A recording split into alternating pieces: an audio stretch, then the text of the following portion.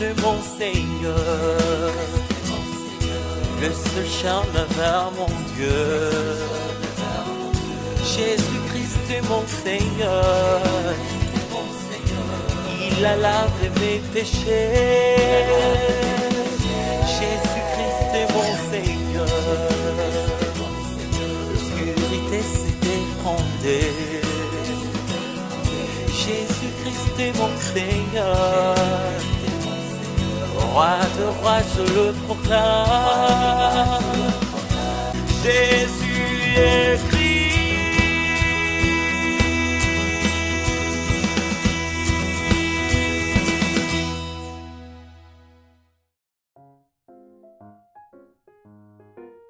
Jésus est le Christ, l'autorité de Dieu pour chasser les mauvais esprits. Il vit Jésus de loin, accourut, se prosterna devant lui et s'écria d'une voix forte: « Que me veux-tu, Jésus, fils du Dieu très haut? Je t'en supplie au nom de Dieu, ne me tourmente pas. » En effet, Jésus lui disait: « Sors de cet homme, esprit impur. » Marc chapitre 5, versets 6 à 8.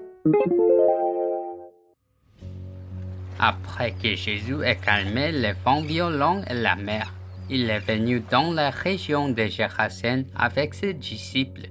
Après avoir vu Jésus sortir de la barque, un homme possédé par un démon vint vers Jésus du milieu des tombeaux. L'homme était possédé et tourmenté par cet esprit depuis très longtemps. Il vivait seul près des tombeaux, faisant des bruits étranges jour et nuit. De plus, il se coupant avec des pierres, afin de capturer cet homme possédé par démons. Les villageois ont enchaîné son corps à plusieurs fois et lui ont enchaîné les mains. Mais le possédé a détruit et brisé toutes les chaînes. Rien ne pouvait résister à sa force. Mais maintenant, Jésus est venu ici. Lorsque l'homme possédé a vu Jésus de loin, il a couru rapidement et est tombé sur la face contre terre. Alors Jésus donna cet ordre à l'homme possédé par un démon: « Esprit impur, sortez de lui !» Puis la personne possédée par les démons a crié fort: « Qu'ai-je à voir avec toi, Jésus, fils du Dieu très haut?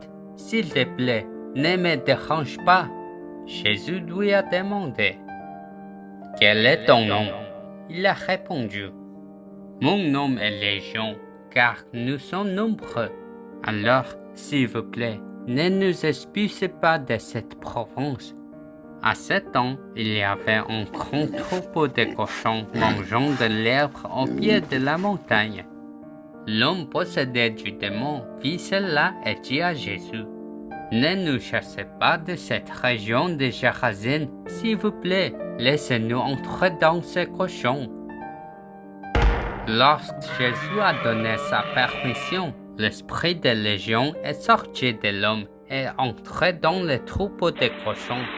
Le troupeau d'environ 2000 cochons a commencé d'avaler frénétiquement les flancs escarpés de la montagne, et ils tombèrent tous à la mer et moururent. Qu'est-il arrivé à la personne possédée par l'esprit de Légion? Il est devenu un homme normal et entièrement habillé. Après avoir entendu ce que disaient les élevés des cochons, tout le village a très peur et supplia Jésus de quitter cet endroit. Alors que Jésus quittait le village de Gérasen, il parla à l'homme qui avait été possédé par l'esprit de Légion. « Rentrez vite chez vous et assurez-vous de parler à votre famille de la grande œuvre de salut que le Christ, le Fils de Dieu, a accompli pour vous. Les mauvais esprits qui sont entrés dans les troupeaux de cochons après avoir abattu les cochons en mer peuvent attaquer la famille de cette personne.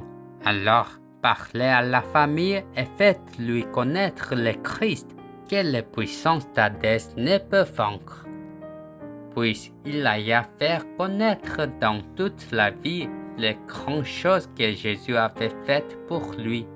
Dans Marc 3,15, Dieu nous a clairement donné l'alliance de Genèse 3,15, Jésus-Christ, le pouvoir de chasser les esprits impurs dans notre corps. Nous devons comprendre que notre combat est un combat spirituel, que les esprits impurs sont les cibles de ce combat spirituel.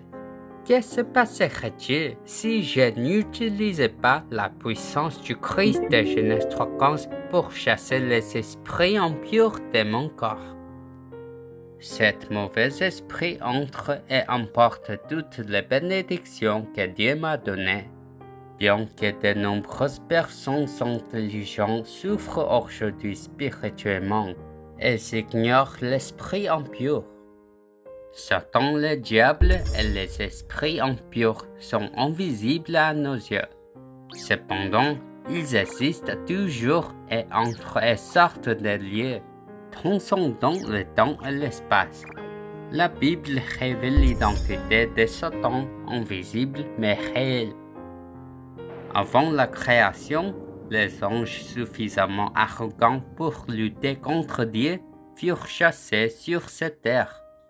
Ils sont l'ancien serpent, les grands dragons qui trompent le monde entier. Ils sont appelés Satan et le diable. Dans Genèse 3, Satan a tenté Adam et Ève de quitter Dieu et ils sont devenus esclaves du péché.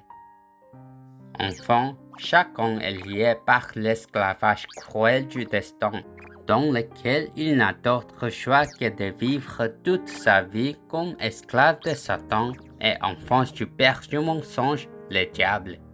Ainsi, pour nous sauver, nous les pécheurs, Jésus-Christ le Messie, postérité de la femme de Genèse 3,15, est venu et a complètement écrasé la tête de Satan.